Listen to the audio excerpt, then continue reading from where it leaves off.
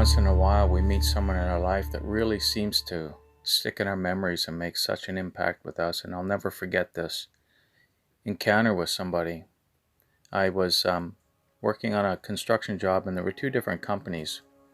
I worked for one company, and there was a couple guys worked on another company.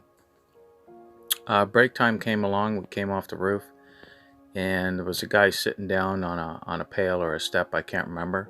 And for some reason, just out of the blue, he said to me, "I think God hates me." And the statement just came out of the blue, out of nowhere, for no reason. I said to him, why do you say that? Why do you think that? He said, well, because the way I live my life. Oh my gosh, I hope I can do this without breaking into tears. Sorry about that. He said, the way I live my life and the things I've done in my life, I think God is paying me back. I said, what do you mean? He said, well, my only son was killed in a motorcycle accident, and my two grandchildren drowned. I lost them all. He said, I just got out of prison for murder. He said, I'm a ex-Satan's choice, and the way I live my life, I think God hates me. And I said to him, my brother, Jesus came for guys like you and me. I said, and there's only one person in this world that Jesus said come to kill, steal, and destroy. It's not God. It's Satan. And immediately I saw his shoulders just go down, and it appeared to me that tears were starting to come down his face in relief. Here this man had carried guilt and the pain and blaming himself for the mistakes he's made and all the bad things he's done, and God was out to get him and punish him, and by allowing his kids to be taken away and his grandkids.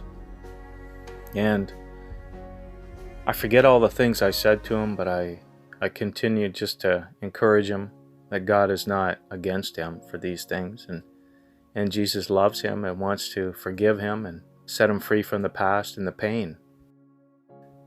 He looked up at me and he said, Michael, I've never heard anybody talk to me like that. Nobody's talked to me the way you are. And we became friends. And I don't know what happened to that guy. Never seen him again. But I think about him a lot, and I pray for him still. And there's a lot of hurting people out there. And I'm one of them. I was one of them.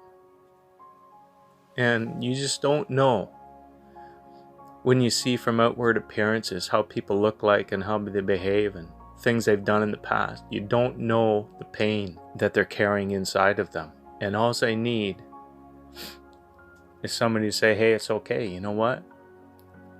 God isn't holding that against you, because we have someone who tricks us.